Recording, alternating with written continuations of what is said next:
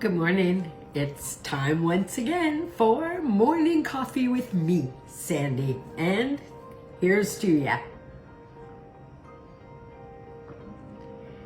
Oh, some mornings you really need your coffee. I didn't wake up exactly feeling well rested this morning. Let me share my mug with you. Got that? This was from my 64th birthday. Will you still need me? Will you still feed me?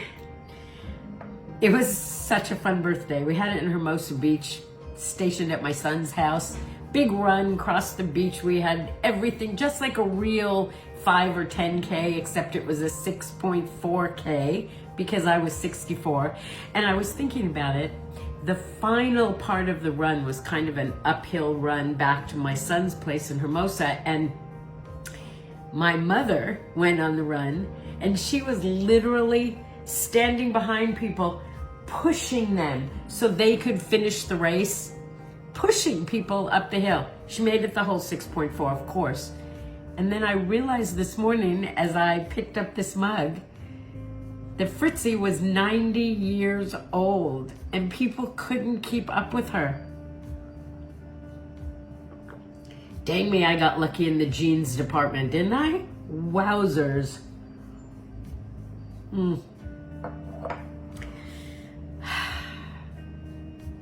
That was good. That's not all I was thinking about this morning. I got here to my kitchen counter, my little island, and my flowers, as you can see them, were sitting in front of me, and I realized that there was only about this much water left in the vase. And I thought, I better go water them because that's what you would think, right? So I did. I put water in and I thought,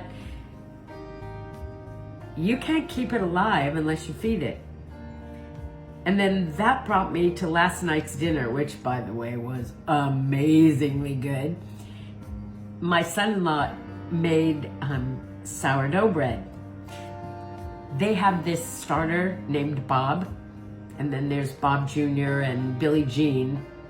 Anyway, Bob was kind enough to donate some of his offspring to make us a great sourdough loaf last night. And I realized that the family there feeds Bob every day to keep Bob growing, to support us and give us more bread. I keep feeding the flowers with water and with special little packets to keep them healthy and keep them feeding me with the joy that I get out of looking at the flowers. And we had a great dinner, and I fed my family to keep them alive and healthy and feeding me with love. I know it's nothing new, but it's so exciting when you discover that you've always known something and you just want to share it with everyone. Here's what I want to share with you. If you love it, if it does a service, if it helps you in some way and supports you in some way, keep feeding it, whatever it takes. It might be water, it might be food, it might be love, but feed what you want to live. And what's the flip side of that? If you don't want it here anymore, stop feeding it. Don't buy into it. Don't argue it. Or as a friend of mine always says, never argue with someone who's wrong. You can state your point, but don't belittle it.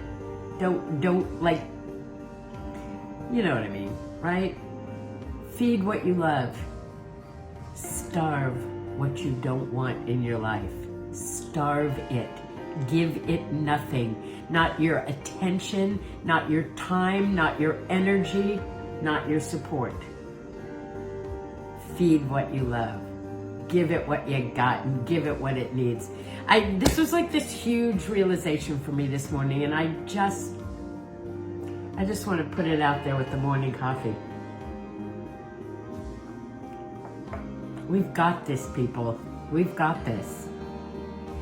So I would like to acknowledge those of you who have a birthday or an anniversary or celebrating something special this week. You might want to tell me, and we'll play like the romper room thing, and I'll say happy birthday to you on the morning coffee. And if not, just know I'll be thinking it. I'm happy to spend this time with you.